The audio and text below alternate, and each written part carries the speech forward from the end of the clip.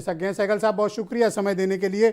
मैं आपसे जानना चाहता हूं कि यह अग्निपथ की आग अभी बुझ नहीं रही है बल्कि भड़कती जा रही है और इस मसले का कोई समाधान नहीं निकल रहा है। जब से यह स्कीम रोल आउट हुई है 3 संशोधन आ चुके हैं। आपकी राय? देखो, पॉलिटिकल पार्टीज के तो अपने अपने व्यूज होंगे। जहाँ तक बीजेपी के व्यू है और बीजेपी के समर्थक हैं, वो इस स्कीम का हर प्रकार से प्रशंसा करेंगे और जो अपोजिशन है हर प्रकार से विरोध होगा। सरकार ने काफी सोच समझ के ये स्कीम शायद उतारी होगी। ये बड़ा लाजमी था कि इसको थोपा ना जाए। स्कीम को थोपा गया है, किसी प्रकार का कॉन्फिडेंस नहीं लिया गया। अपोजिशन को किसी प्रकार से स्टेक होल्डर्स को कॉन्फिडेंस में नहीं लिया गया। बड़ा लाजमी था कि इतनी बड़ी क्रांतिकारी स्कीम जो है, जो देश की सुरक्षा और उसकी एकता अखंडता के साथ जुड़ी हुई है, इसको लॉन्च करने से पहले इसका डिस्कशन पार्लियामेंट में इनसाइड एंड आउटसाइड होना चाहिए था। कमेटीज कॉन्स्टिट्यूट होनी चाहिए थी। कमेटीज इसके हर पहलू को देखती, फिर युवाओं से बातचीत करती, स्कूलों में जाना चाहिए था, कॉलेजेस में जाना चाहिए था, यूनिवर्सिटी में जाना चाहिए था, तमाम स्टेक होल्डर्स को साथ लेके चलना चाहिए था। अगर ये सब कुछ हुआ होता रोल आउट करने से पहले, तो इस माफी का तोड़फोड़ कुछ नहीं होता। आपने देखो कि जब हमने ऑर्डिनेंस फैक्ट्री को कॉर्पोरेटाइज किया है, तो वो यूनियनाइज थी, बड़े पैमाने पर वहां पे दंगे फसाद हो सकते थे। सरकार उनके साथ 3 साल बातचीत करती रही और 3 साल बातचीत के बाद में उनको हर प्रकार का आश्वासन दिया कि ये देश के हित में, आपके हित में, आपको किसी प्रकार का कोई नुकसान नहीं होगा। और जब उसको रोल आउट किया तो किसी प्रकार का कोई एजुटेशन नहीं हुआ। सब उसको आसानी से आराम से सबने मंजूरी दी और उसका देश का बड़ा जबरदस्त फायदा हो रहा है। प्रोडक्टिविटी बढ़ रही है, डिफेंस एक्सपोर्ट बढ़ रहे हैं। इस स्कीम को जो है किसी ट्रांसपेरेंट तरीके से लॉन्च नहीं किया और इसकी पैकेजिंग भी सही नहीं थी। 14 जून को स्कीम अनाउंस होती है, जब बहुत बड़े पैमाने पर बवाल उठता है तो आए दिन उसमें आप शुगर कोटिंग कर रहे हो, आप आफ्टर थॉट्स कर रहे हो, आप कह रहे हो ये यहाँ आपको नौकरियां मिल सकती है, ये हो सकता है। इस मासिक के आश्वासन पहले भी दिए जा चुके हैं। हमारे डिफेंस सर्विसेज हर साल 55 से 60 हजार सैनिक जो है हाईली एक्सपीरियंस, बड़े हाई टेक इक्विपमेंट को ऑपरेट करते हैं, मेंटेन करते हैं। तो उनको सीएपीएफ में लिया जाता है, ना ही उनको किसी कॉर्पोरेट में लिया जाता है। उनको बेचारों को केवल और केवल सिक्योरिटी गार्ड का काम करना पड़ता है और वो भी बड़ी कम तनख्वाह पे 12 घंटे उनको एक्सपर्ट किया जाता है और तनख्वाह दी जाती है सिर्फ 12 से 15 हजार रुपए। मुझे लगता है कि जो 75% अग्निवीर भी बाहर आएंगे, बड़े आश्वासन दिए जा रहे हैं, लेकिन उन आश्वासन के बावजूद उनको उस माफी की कोई भी नौकरी नहीं मिलेगी जिसका उनको दर्शाया जा रहा है। कॉर्पोरेट वर्ल्ड भी इतना आसानी से सर, आपने जो करेगा। सैन्य अधिकारियों ने प्रेस कॉन्फ्रेंस की, आपने सुना होगा, उन्होंने कहा कि सेना को ज़्यादा जवान, ज़्यादा मजबूत, ज़्यादा एनर्जेटिक और ज़्यादा स्ट्रेटजिक फोर्स, ज़्यादा टेक्निकल फोर्स बनाने के मकसद से ये बदलाव किए जा रहे हैं। ये रिफॉर्म बताया उन्होंने। देखो, ये 17 से 21 साल के बच्चे जो हैं, कुछ तो 12वीं भी नहीं पास किए होंगे, 10 से 12वीं, ये कितने टेक्निकल होंगे।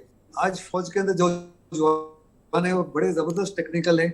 जो अलग अलग प्रकार से भर्तियां होती हैं, उसमें बीटेक के स्टूडेंट्स भी आ रहे हैं, एमए के स्टूडेंट भी आ रहे हैं, कुछ पीएचडी वाले भी आ रहे हैं। ये 17 से 21 साल में इसमें भी कोई नहीं होगा। और हर साल जो है, हर 3-4 साल में टेक्नोलॉजी में इतना बदलाव आ रहा है। फिर जो हमारी सेना ने पिछले 75 साल में जिस माफिक देश की सेवा की है, जिस माफिक देश को की सुरक्षा की है, किसी भी ऑपरेशन में फेल नहीं हुए। हमने वो कर दिखाया जो दुनिया की कोई सेना नहीं कर सकती। इस समय हिंदुस्तान की सेना जो है दुनिया की सबसे बेहतरीन फौज है। उसके बावजूद आप उसके साथ चेंजेस ला रहे हो बिना लार्ज स्केल डिस्कशन के। इस देश की सुरक्षा की जिम्मेदारी सारे देशवासियों की है। नेशनल कंसेंसस होना चाहिए था। कोई एक पार्टी का प्रिजर्व नहीं है, कोई एक्सक्लूसिव प्रिजर्व नहीं है। बड़ा लाजमी था कि इतना क्रांतिकारी जो स्कीम ला रहे हो सकता है कि बहुत अच्छी हो, लेकिन उसको मनमाना लोकतंत्र में एक बात और कहा गया सर कि ये स्कीम, अभी संजय भी बता रहे थे कि ये योजना दुनिया के कई मुल्क इस तरह की मिलिट्री एक्सपेरिमेंट कर चुके हैं और या तो कर रहे हैं। बिल्कुल सही कह रहे हो।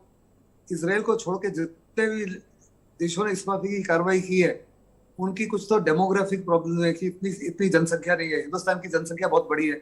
इसराइल के टोटल 7 मिलियन लोग हैं, 110 मिलियन दुश्मन है, चारों तरफ से दुश्मनों से घिरे हुए है। उनका कॉज बड़ा जबरदस्त है। अगर वो लड़ाई हारते हैं तो that will be the end of Israel.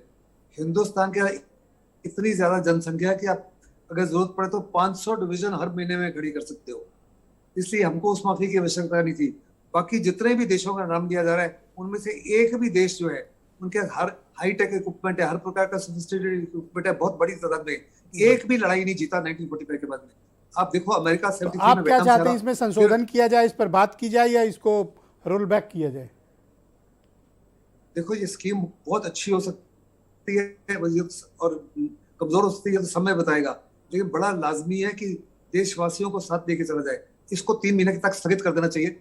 आप रोल बैक नहीं करना चाहते मत रोल बैक कीजिए, 3 महीने तक स्थगित कर लीजिए। इस साल की रिक्रूटमेंट पुराने तरीके के मुताबिक कीजिए और ये 3 महीने का समय इस्तेमाल कीजिए ऑपोजिशन को साथ में ले जाने के लिए, युवकों को साथ में ले जाने के, उनकी जितनी शंकाएं हैं उनको दूर करो। बड़ा लाजमी है कि उनकी तमाम शंकाएं दूर की जाए, उनके तमाम जितने भी उनको लग रहा है कि हमारा भविष्य क्या होगा, ये सारी चीजें दूर की जाए। फिर इन एक्ट ऑफ पार्लियामेंट के माध्यम से जो आश्वासन है गारंटी होनी चाहिए, क्योंकि ओआरओपी के समय भी आपने बड़ी guarantee the on the floor of the parliament, और फिर आपने कहा कि सुप्रीम कोर्ट में जो फ्लोर ऑफ द पार्लियामेंट में गारंटी दी जाती है, सरकार को उसको लागू करना जरूरी नहीं है। अगर आपको पैसे ही चाहिए था तो बड़े और तरीके थे। आप जी। हर एक से अगर बातचीत करते तो बहुत और तरीके निकल सकते थे पैसे बचाने आप के। चाहते हैं कि अगर 3 आपने महीने के लोगों लिए को- स्थगित हो और कंसल्टेशन प्रोसेस शुरू हो। Absolutely. All right sir. Praful Bakshi साहब मुझे ज्वाइन कर चुके हैं। इसमें- बहुत ही इसमें- जी हाँ, आप कंप्लीट कर लें सर, कंप्लीट करें सहगल साहब। इसमें बेटे इसमें किसी प्रकार का ईगो नहीं होना चाहिए। ये देश के भविष्य से जुड़ा हुआ है और देश का भविष्य और देश की सुरक्षा और देश को हमने 21वीं सेंचुरी में इसको देश हिंदुस्तान को एक उभरती महाशक्ति बनाना है। इसलिए बड़ा लाजमी थैंक है यू कि सो मच सर, बहुत शुक्रिया सर। निवेदन है कि अभी बने रहिएगा हमारे साथ। प्रफुल्ल बख्शी साहब मुझे ज्वाइन कर चुके हैं दिल्ली से, बहुत ही जाने माने रक्षा विशेषज्ञ हैं। बख्शी साहब बहुत शुक्रिया आपका।